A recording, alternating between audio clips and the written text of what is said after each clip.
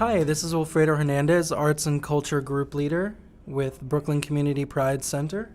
Jackie Yodashkin, Communications Director at Immigration Equality. And we're here today on behalf of the LGBTQ New Americans Oral History Project with our fifth narrator. Can you please state your name? My name is Oliver Anene, and I am at the Brooklyn Community Pride Center. Great. And today is May 25th. 2016. So, Oliver, can you tell us where you grew up? I grew up in Nigeria, South Nigeria. I was born in Lagos, Nigeria, which is in the west. And my mom decided that it was time for us to move to our hometown so I could get some proper upbringing, because Lagos is more of a modern urban city. And so we moved to Calabar, and that's where I spent most of my early childhood years. It was a very small town. Everyone knew everyone else, and it helped me form who I am today, honestly, because I had to, it helped while I was going through the process of discovering who I was, that I was different from every other person in my compound. It also helped me become a strong person, an independent person. So I had to figure out how to find other people like me on my own. I know it was terrible. There were a few times I ran away from home just so that I could meet another person who identified like me in another state. And twice that happened, it was the police who brought me back home. It's terrible, I know. I put my mom through so much heartache. But anyways, so my hometown is beautiful. It's the cleanest city. It's actually means accorded the cleanest city in all of West Africa. And I still have family and friends there. In fact, all of my family is in Calabar now. Yeah. How did you find people like you? So at the time, there were adult magazines that no one spoke about, but you would find them behind regular magazines in newspaper stores. And usually for a while, they would only have ads for women looking for men and vice versa. But when I started, purchasing these magazines, I realized that there were ads for men looking for other men, and so that was how I actually met the first gay person that I know. He posted an ad there. He and I chatted yesterday actually, and he was in another state, and I put money together and I went to visit him. It was nothing sexual. We were just excited to see someone else, like someone that was like us, and I was like 13 years old then. Wow. Yeah. How does Nigerian culture treat gay people? Not good at all. So growing up, going back to Calabar, because it was a small town, everyone sort of knew everyone else. There were a few popular effeminate men. I would say, from the knowledge that I have now, they're obviously transgender, because apart from even dressing up, they knew that they were different, and there were two of them who everyone knew. And in Calabar, there's so many festivals. There's like yam festivals, and then there are festivals where they pray to goddesses and all that. So there's so much celebration, and when that happens, people come out in the streets and just hang out and just, get along with everybody else.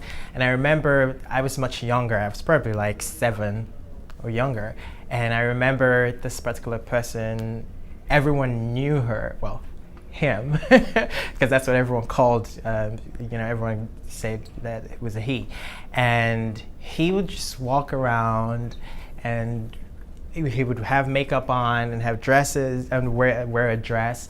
And I remember my mom and her sisters, like all the older people there, they would look at her like, "Go girl, you're it," like everyone was cheering, and this person will get all sassy just to entertain people. And there were a few other people, like I would say her, this is just me, I'm not comfortable saying him.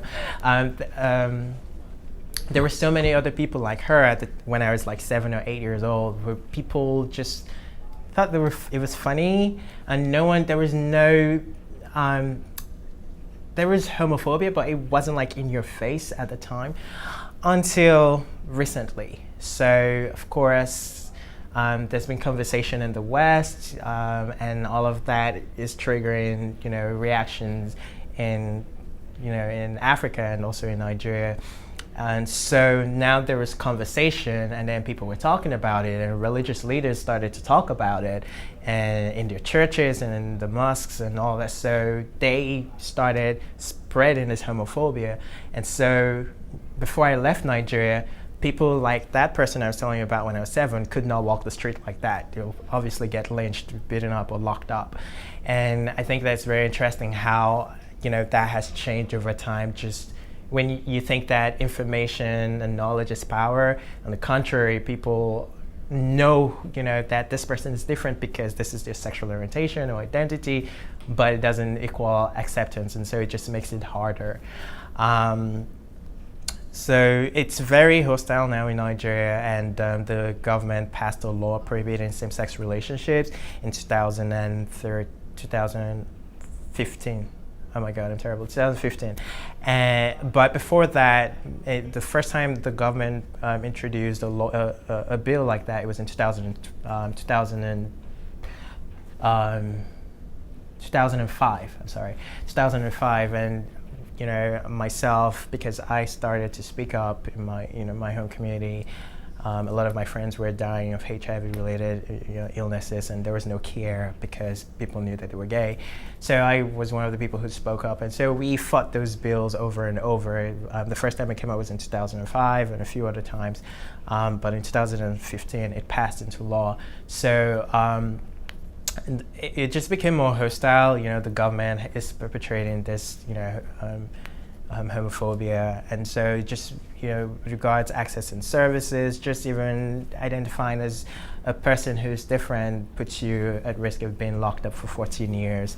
And of course, Nigeria is known for the mob justice, or where if someone is said to be even a thief, stole something, they'll put a tire on you and burn you on the street. So it's the same for gay people, and people get beaten, killed every other day. People just taking laws into their own hands because they fear people who are not like that. So, excuse me, as somebody who was an activist who was fighting these anti-gay laws, were you a target? So, when I got involved, I had to move to the capital city, Abuja, because that's where all the lobbying and advocacy work could happen. And a few times we had to go to public hearings, and all of this were recorded or aired live, and so it made it difficult for me to go to places like the mall. I remember there was a time I went to the mall. I went to see a movie, and as I was going up the escalator, there was a woman coming down. She had a son. She was like, "I know you." I'm going to say it in a Nigerian accent. "I know you. You're one of those people who converting their children to homosexuality." And then she says, "God will punish you." It's normal if someone's angry at you, they'll say, "God punish you." And she started to yell while she was going down the escalator, and so everyone was staring at me. So it just became very uncomfortable. By the time I got to the top of the escalator, everyone was staring at me, so I just went back down. And then, of course, the security yelled, like, "Hey, don't you ever come back here again." So, of course, there was just that one mall in all of Abuja. But there are a few more now, which is good. So if I go back, I can definitely go to a few other places. But not just that, it was difficult for me to, maintain my apartment. My landlord saw me on TV, yelled out, that I was a homosexual. I ignored him, of course, but a few months later, because my lease was up in a few months. He was like, oh, he can't, let me stay there again. So it took me a while. I had to stay with friends for a bit, and then I moved back to Calabar. It was also hard within the community because it was hard because I was out there. I couldn't even get support from my community in the sense that people didn't want to associate with me because then other people would know that they were gay. So I had a few good friends. They were very supportive, but it just felt sad. It was really hard for me to deal with because I felt like I wasn't just fighting for myself, I was fighting for everyone else in my community. So to feel that way from my community was just hard to take. And Oliver, at what point, in your life, did these events occur? How old were you when you were organizing and doing this kind of public advocacy work? Right. So I started volunteering say I was 17. I was already volunteering, but I got fully involved when I was 19. So my mentor at the time, bless his soul, Dario Dumouye, he would always invite me to like peer education trainings. He would always invite me to peer education trainings, other capacity building programs, and so that helped me. Actually helped me become who I am today. But he passed away. It's terrible. I think he passed away in 2008, I believe. He passed away in 2008, and there was no one to continue his work. So someone that I knew stepped in as the new executive director of the organization because he had his organization at the time called Alliance Rights Nigeria. So this other person took over, but he didn't know much of the work, so he kind of pulled me in because I was already working with Dario at the time. So that's when I got fully involved because I was doing all of the back work, and I was happy with doing all the back work because I was afraid. I was still very young. I didn't want to be the face at the time. So it took me a while to get comfortable too, to come out. But it was not easy. We slept in the office for 2 years. So it's funny, I saw him 2 months ago. He came for a UN meeting, and he reminded me of our history. Once it was after work hours, our office, a little office, half of this room, by the way, would convert to our living space. And we did that for 2 years because we knew it was important to do what we're doing, and we needed to, show that they would, give a face to the movement because no one else was people. There were other people. Don't get me wrong. There were other people who were, very strong in the movement. They were doing, great things, but people were working out of their, their apartments or off their computer because it wasn't safe to come out. But we were housed in a civil society building, so we knew that it was important for us to stay there and give a face to, the LGBT movement. And so we did that for 2 years, and wow. To think of where how far we've come. But anyways, I think I forgot the question. Oh, it was around what age you began this Right. So I was doing that. I did that for 2 years, and then got involved in some more higher level advocacy where we started working. Well, we had to. The only way the government would listen to us, work with us, was if we came from a public health perspective. So HIV and men who have sex with men. So we delved into that, and that was the only avenue we were able to, go to meetings with the government and actually have concrete plans on how to provide services for our community. So we did that. That was how I got more and more involved. I stayed in Abuja for a little longer, and we formed a few coalitions here and there.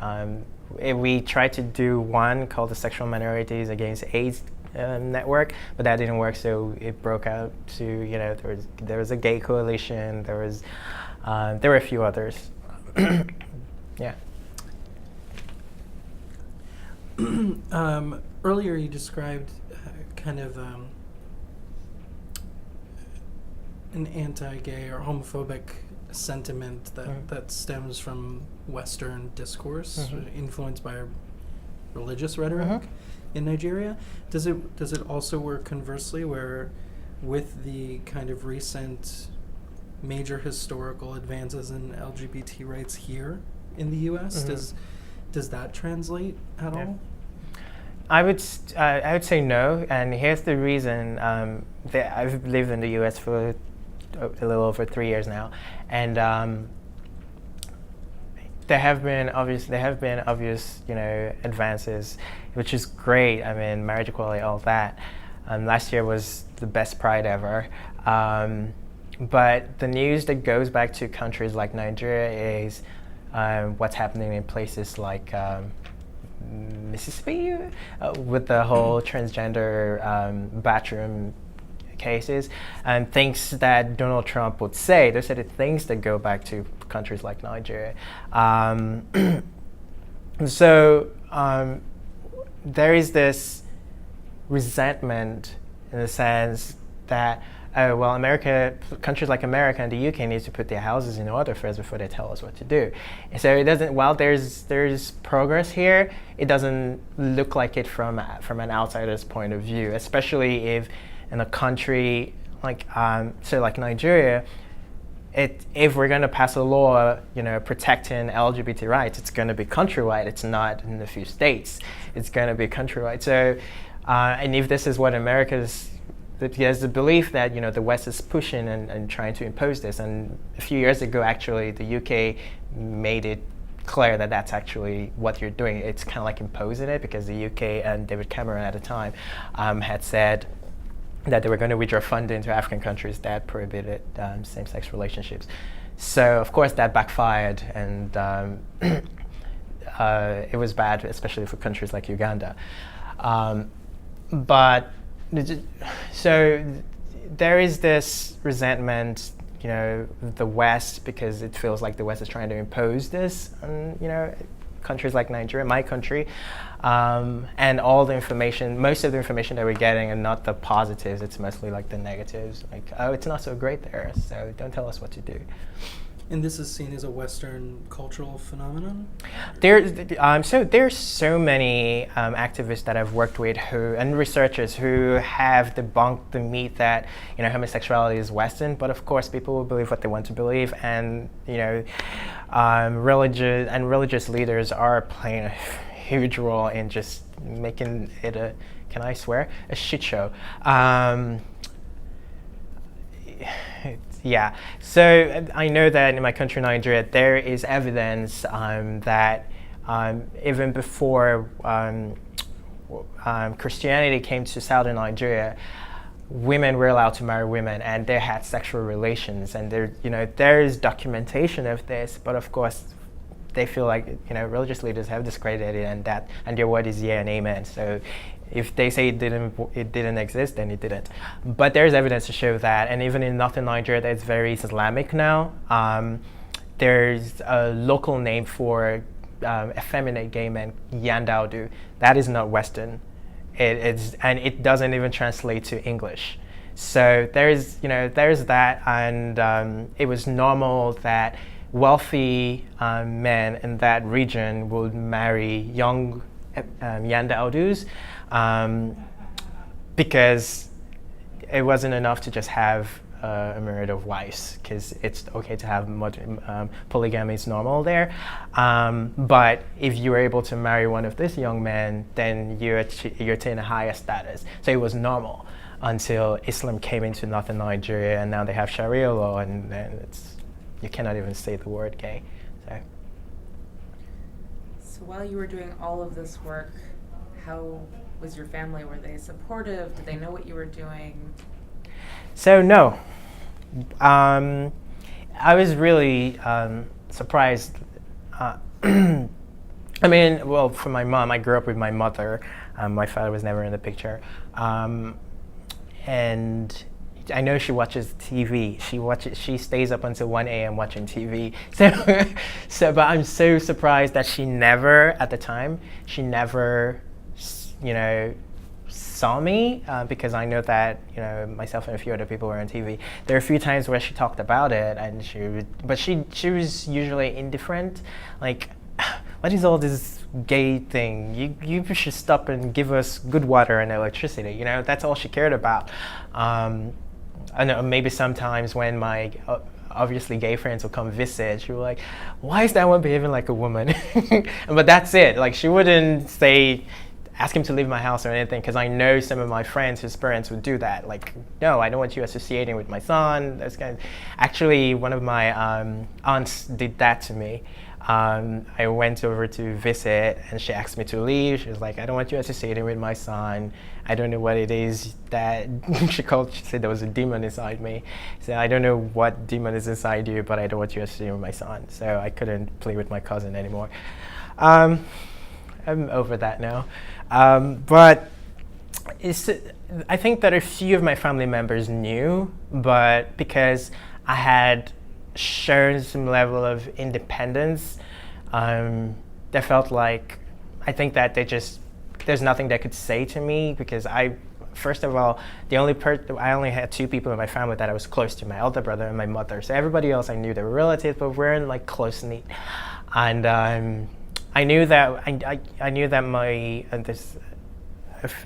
there's a cousin, a female cousin. She knew because I had a party and she stopped by and she saw my gay friends and she said, "Are you gay?" And I denied it. I said no, and she said, "Well, why do you have all these gay friends?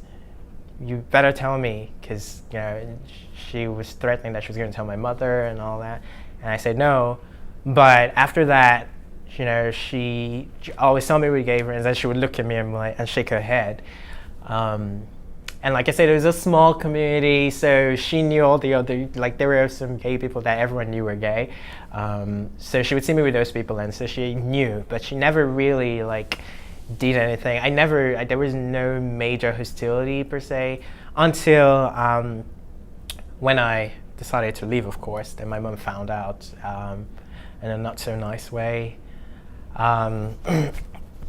So I had moved out of Calabar. I was in Abuja for a while. Then I had the issues with my landlord, and it was hard to get another apartment, so I moved back home. And some people that I knew when I was growing up, some of them had grown to be adults and just had become homophobic.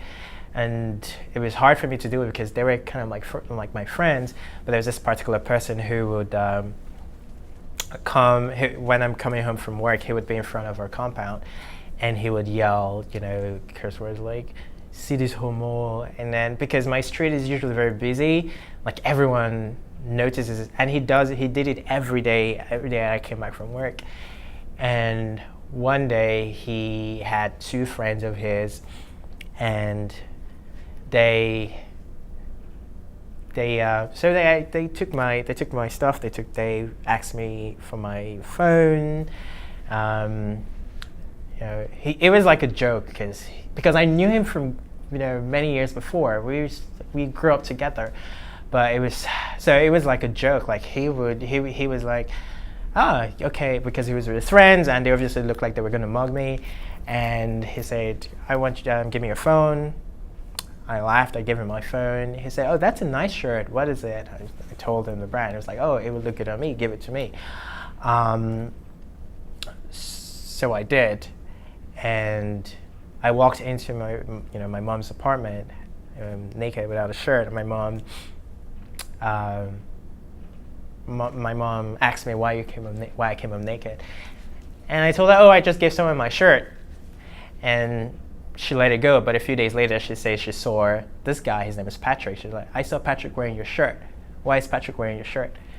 Are you gonna get it back?" And I said, "No. My mom is not a no-nonsense person. She was a single mother. She took care, in a family where her siblings didn't graduate. She went ahead and got her master's. As a woman who was forced into marriage at an early age, that's when she had my elder brother. She was 17 when she had my elder brother.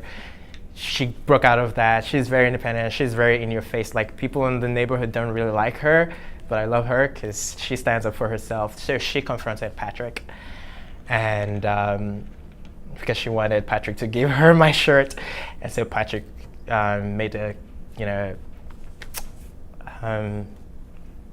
made an issue out of it, and everyone, because he apparently told her, oh, she's the mother of a notorious homosexual who's converting people, and she couldn't deal with it, so she called me. At this time I had just traveled out of town, so she called me and she was crying over the phone, and of course I denied it. She was like, if it's true, don't come back to my house.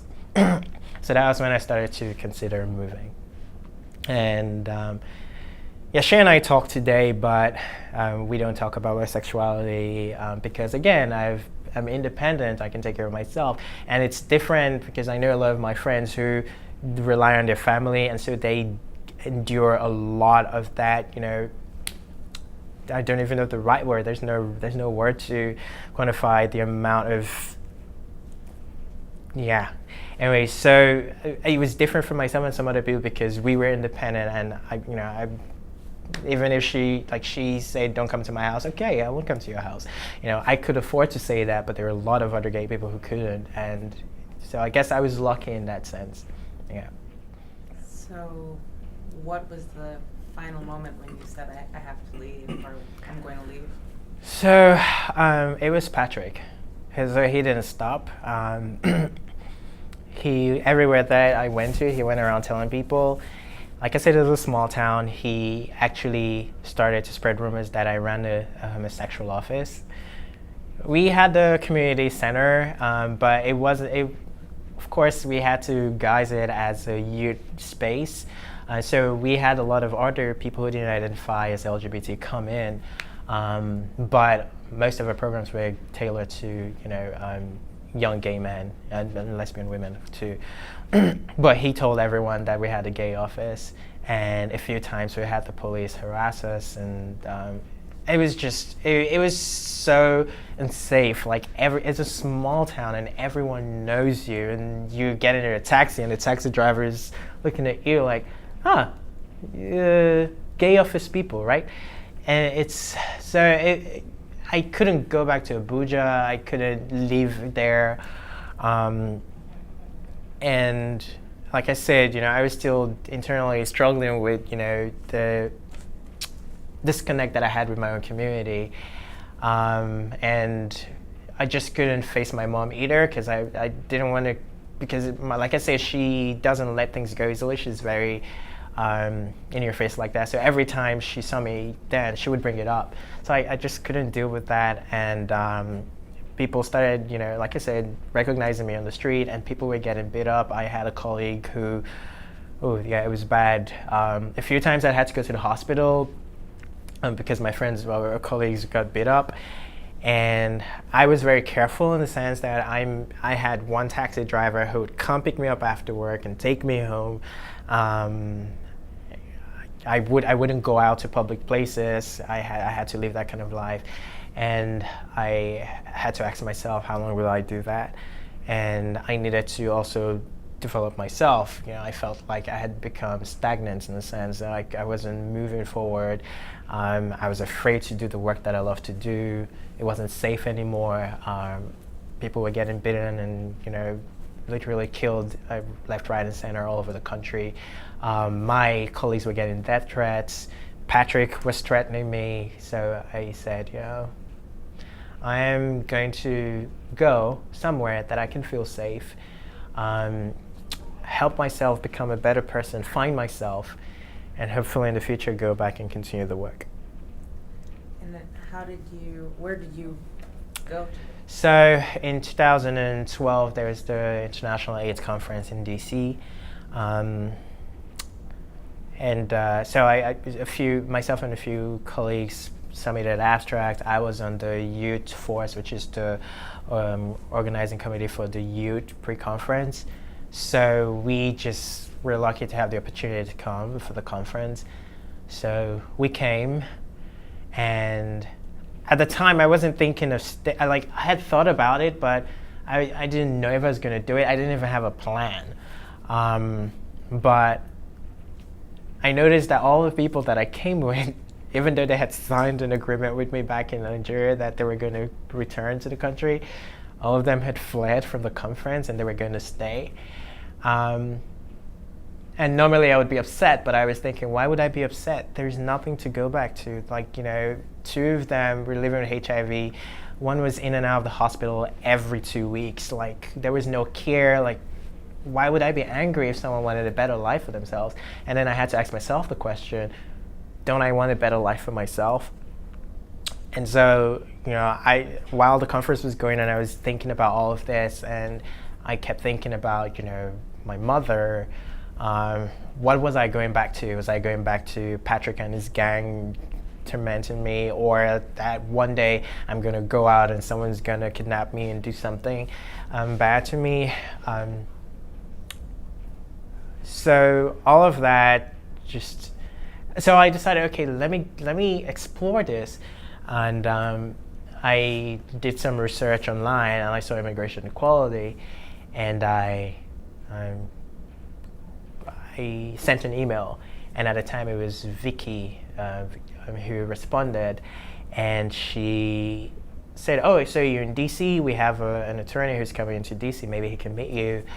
Clement Lee came to DC, he met with me, and he says this all the time. He said, the moment he saw me, he knew that they were going to take my case.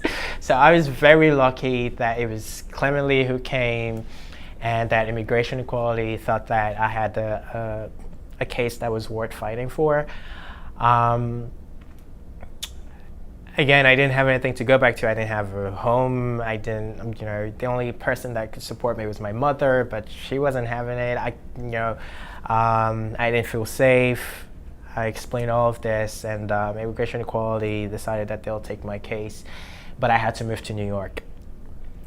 So I thought, okay, I'll move to New York. So I had this one luggage. I dragged it on the train and moved to New York.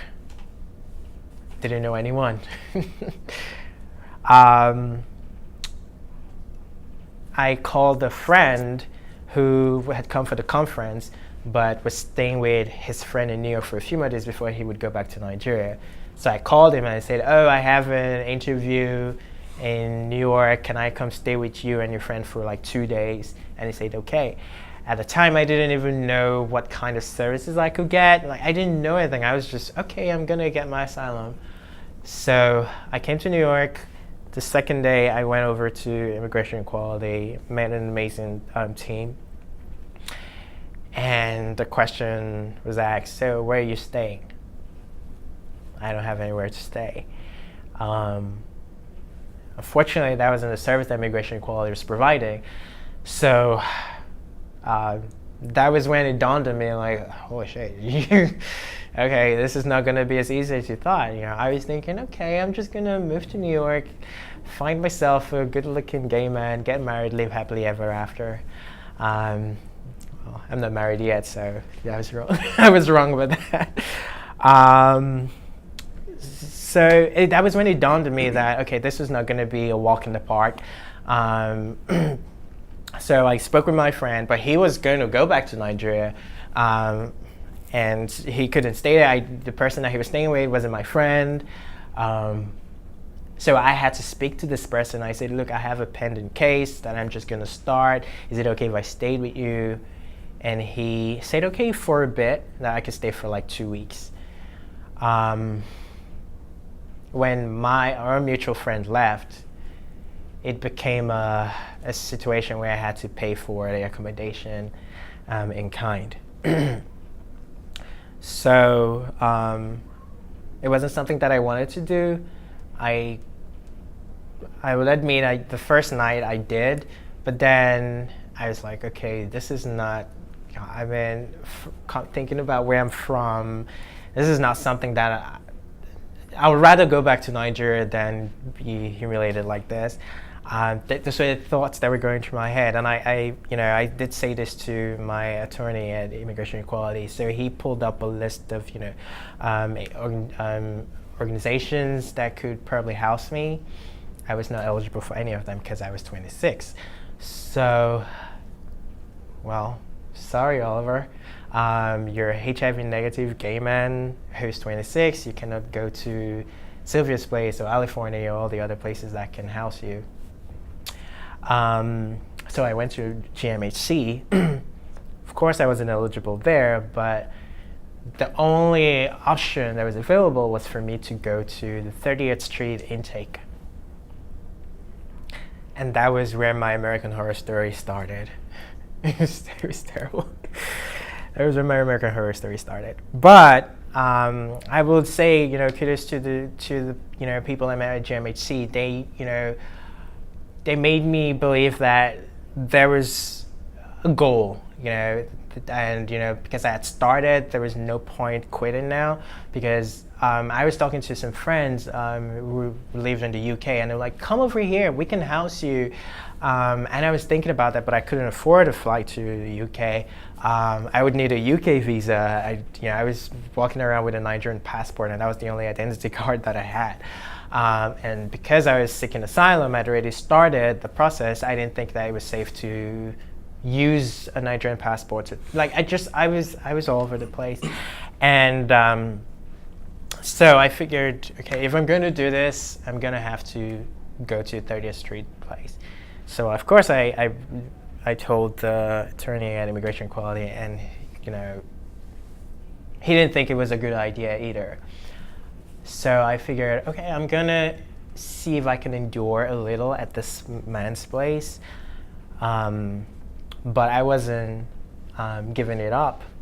So it just became like super hostile. Like some evenings I'll come home and he wouldn't open the door, and I would sleep in the hallway.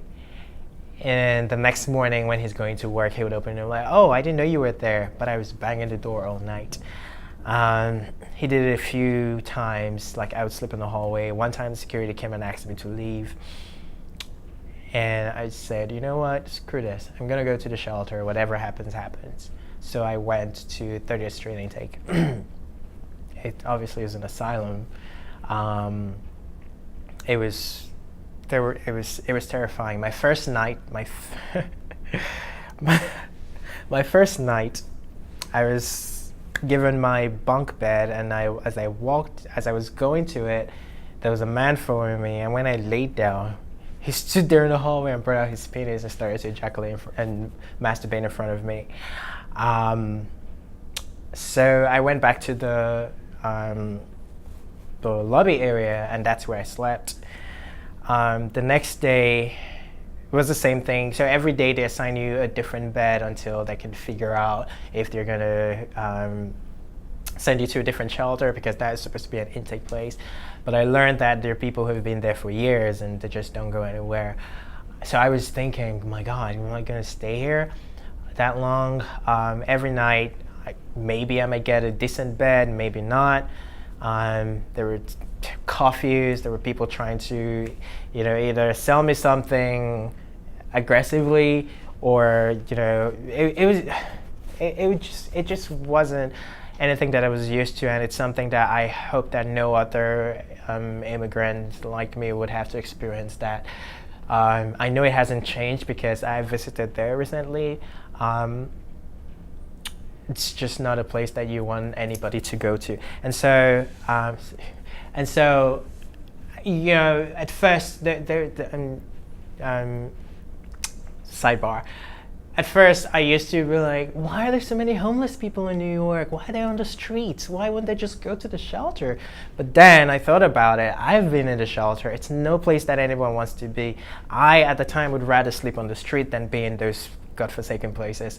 And I hope that other people who are listening to me understand this. Like, you don't judge anybody because they're choosing to sleep on the street. It might be the safest place for them. It might not be safe for you or me, but it probably is the safest place for them. And it took me having the first person experience to know that. I was fortunate in the shelter to meet a Nigerian staffer who was a little bit considerate, and he transferred me to the Project Renewal shelter, which was decent compared to the intake place, but it was also a place with a lot of ex-convicts, people fighting every day, and the police coming every day and searching our lockers. Yeah. So I felt like I was in the prison. I was in prison, but because you can't, especially at project renewal, you had to check in at every other hour with your caseworker. If you don't show up, they will kick you out, and then you're back to 30th Street intake, and I was never going to go back there. So it was really difficult, but yeah. I'm going to go to the good news. At Immigration Equality, I was fortunate that in 3 months I got my asylum, and I will always be grateful for the support, and I would say I was really lucky. I knew a lot of people who applied at the same time and waited at least 2 years. So yeah. Sorry, you're the first person I've ever heard of getting it within 3 months. So Yeah, thank you. So, were there other kinds of support that you got that was helpful to you during that process as you were waiting for asylum and after you were granted asylum? No. The only support I got was at Project Renewal.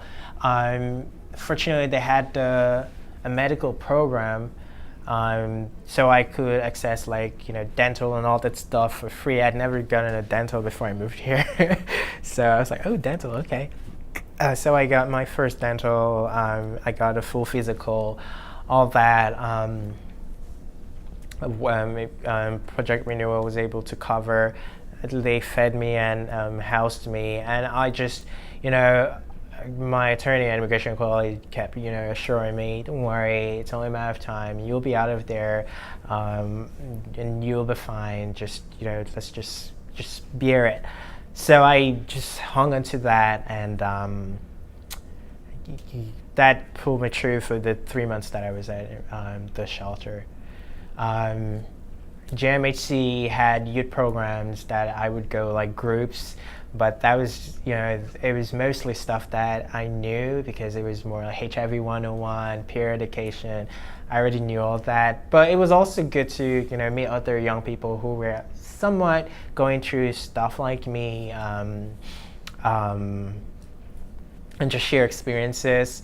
But I hate to bring this up, but I know that my experience would have been better if I was living with HIV, and that's the unfortunate thing, because some of the other Nigerian immigrants that people who came here around the same time as me that I know, and we're still close friends, their cases are different. They got, decent apartments, they got, living allowances and all of that. And it's great because they need the support, but I need support too. I might not be a homeless youth because I got kicked out of my home. I was fleeing, violence at home. But I was a homeless youth because I was fleeing persecution from my home country. And if there's any kind of support for homeless youth, I should be eligible for it too. And that was really hard to see because, like I said, I'm from a society where you're supposed to be hardworking and independent and find your own, and make your own. And so seeing all of this, I would even get mocked by some of these friends, which is fine. I get it because it's the way we were brought up. If you don't have, then you're seen as lesser, and I was lesser because I didn't have HIV. So, what is your life like now? I remain grateful. I know that I'm a survivor. I had all of that experience. And sometimes I build a wall and just move on and not think about my past. And I think that helped me find myself again, because I saw it as an opportunity to start afresh, and that's what it was. I was starting afresh. And coming to a new place, I didn't really know anyone. Even the people that I knew were also immigrants who were also trying to find their way, so they couldn't exactly be of support for me at the time. I had to adapt in some sense. I can imagine. Oh my God! I remember I think it was 2013 was my year of transition in a sense where I would catch myself when I wanted to use a curse word, like because we don't use it's like you don't. Again, can I curse? Like you don't say fuck or shit in Nigeria. Like no one says. Like I can't even say it. It sounds weird to me. Like no one says those things. But living in New York, I started to become a New Yorker, and I remember like sometimes on the train, I want to be like, and catch myself. I'm like, no, Oliver, you're not gonna be that. You're not gonna. And in so many ways, like even being polite to people, and like I would say, excuse me, please, sorry. And there are times that I wouldn't say it, and I was thinking in my head, I'm like, hey, why didn't you say sorry? Like, what's going on with you? And being, becoming a New Yorker, so 2013 was that stage. Like every moment, I would think about the things that I did or didn't do, and there was a lot of regret there. But I held on to my roots. I still consider myself a strong, Nigerian boy with the same upbringing that still living with the upbringing that my mother gave me.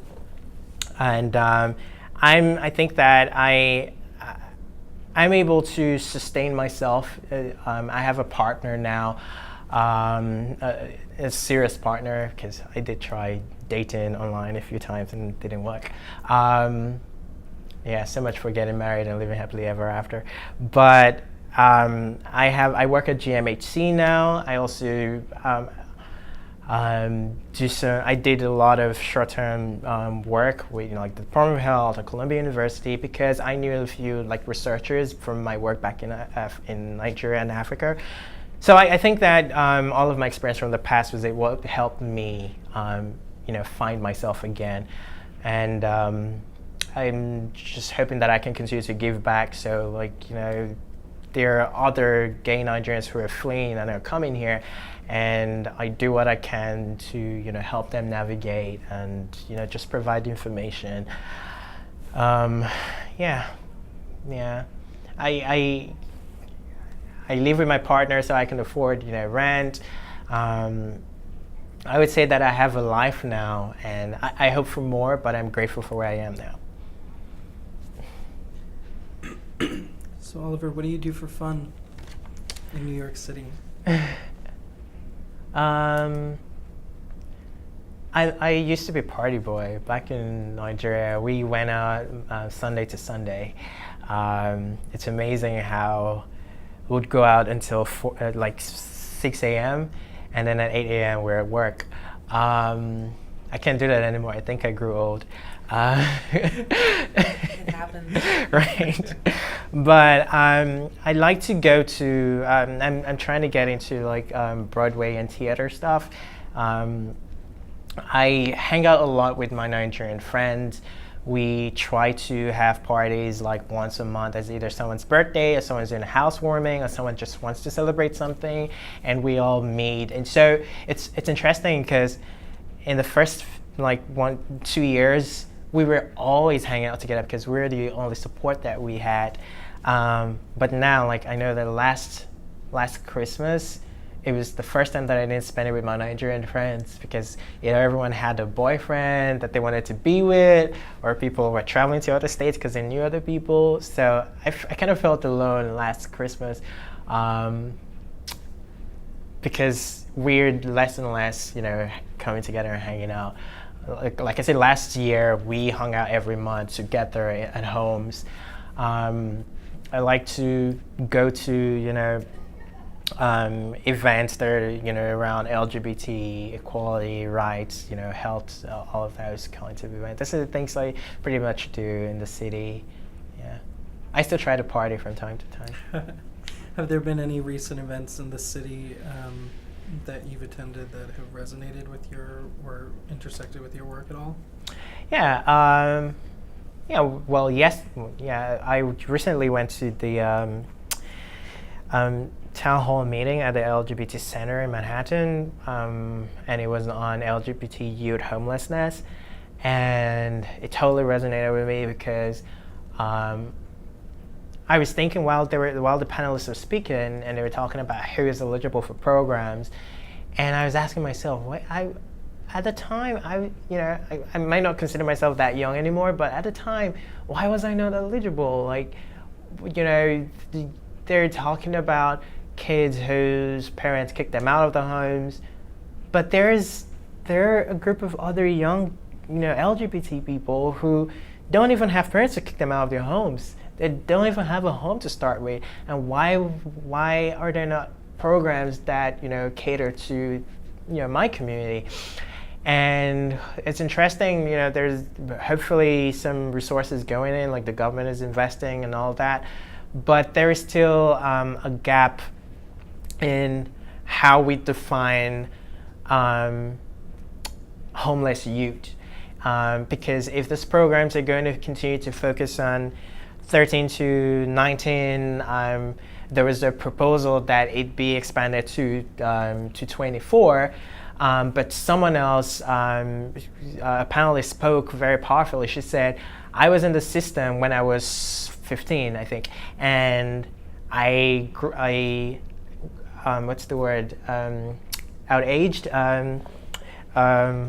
outgrew the program and then transitioned into another program and then outgrew that program and still is in need of housing, and she's over 30.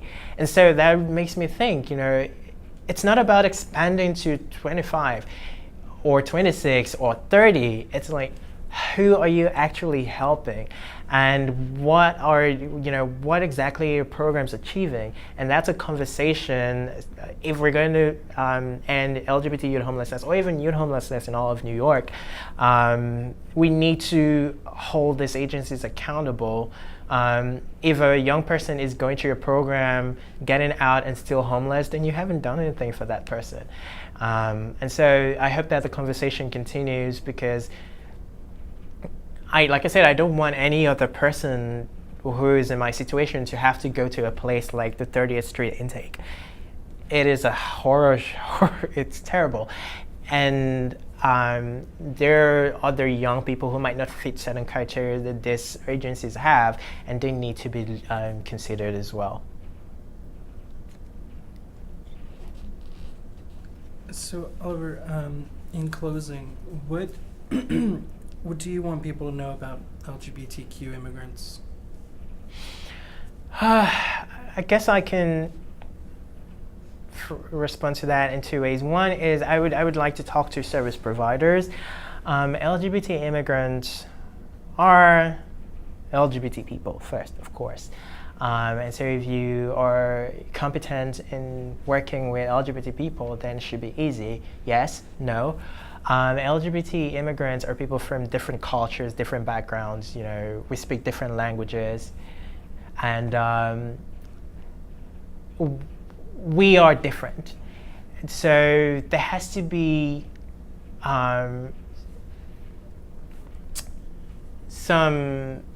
you have to understand how best to work with LGBT immigrants and to understand their issues. So while you're serving us domestically in the US, you need to also understand where we're coming from. And there has to be some kind of mental health support.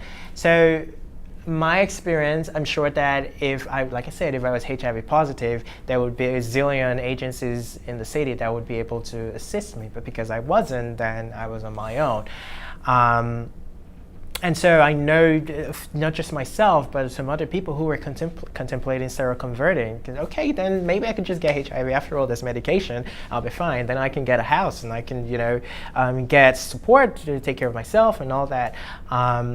Like even accessing mental health programs. If you're not HIV positive, or your partner is not HIV positive, then we can help you. That is a huge barrier. And so I think that especially LGBT immigrants, we need to, I don't think we need to create new programs. We just need to be more open and accepting, and just understand that there are LGBT people who might not be HIV positive but need the help that you're providing to other people, and I think that we deserve that support too. And understanding where we're coming from, understand the cultural background, and being competent in that area is really important. If I tell you, oh, I'm from Nigeria, oh, okay, so you're from Africa. No, that's not it. I'm from Nigeria. You need to understand where I'm coming from, what the situation is like back there for you to actually be able to understand my issues. I don't expect every caseworker to be knowledgeable about everything that's going on around the world, but at least you can try to know your client. And I know that a lot of LGBT immigrants like myself have had similar experiences where you go to an agency and they just don't know how to help you. And that's unfortunate. And just to everyone else, it took me a while to realize that the whole conversation around race here, it's like, oh, it's African Americans versus the white, and it took me a while to realize that no, it's not African Americans versus the white. It's prejudice towards black people, and it took me a while to realize that, and during that time frame, I removed myself from the conversation. Oh, it's not me. It's not. I felt safe. I'm in New York. I'm safe. No one's gonna try to harass me or attack me because I was gay. But maybe someone might try to attack or harass me because I was black. And it took me a while to realize that. And I'm saying this because I know a lot of people like me who do not feel like they need to be part of the conversation. And I think that we need to realize when they say all Black Lives Matter, all Black Lives Matter. So that segregation of, Hispanic Black, African American, Africans, we all need to come together and support ourselves because, all lives matter. What do you want people to know about you? I'm not available anymore. That's one thing. I'm a goal-getter, and while I'm here and starting afresh, I also want to maintain my roots as an African, a Nigerian, gay man, and I'm working with a lot of other queer, Nigerians in New York, and we do things from time to time. Like we're hoping to be at the Pride and to have a Nigerian, contingent to show a Pride as Nigerians. And so, I'd like for people to know that me, just like every other Nigerian gay or queer person that I know, have a different identity. And so we're gay, but what gay means to me is totally different from what gay might mean to you. And I hope that one day I will be able to go back to my country and be able to effect change, and that one day maybe Nigeria would be like America in the near future, where equality for all is the order of the day. And I love to learn new things. I'm very open-minded. I like to learn new things. I try to play devil's advocate a few times because I want to know, from other people's perspectives. Talk to me when you see me on the street. I'll be happy to chat. Thank you, Oliver. Thank you. Is there anything you wanted to add? I'm just really grateful for this project. I'm happy that there's a project that gives LGBT immigrants an opportunity to share their experiences. Programs like I said, while I was waiting for my asylum, I was a homeless youth, but I was not obviously eligible for many programs, and so. I lost my train of thought, but I'm just grateful for this program, or for this project, to give us a voice to be able to share our real experiences, and open the doors for conversation around the barriers that we're facing, becoming new Americans, And what that actually means for us, like I said, it took me a while to accept a few things and to adapt to the changes. There's a lot of culture shock. So we will continuously need support. It's not just getting asylum or getting, green card. That's not enough. We are people from, different culture, and we will continue to, adapt and change over time. And, yeah. Thank you. Thank you.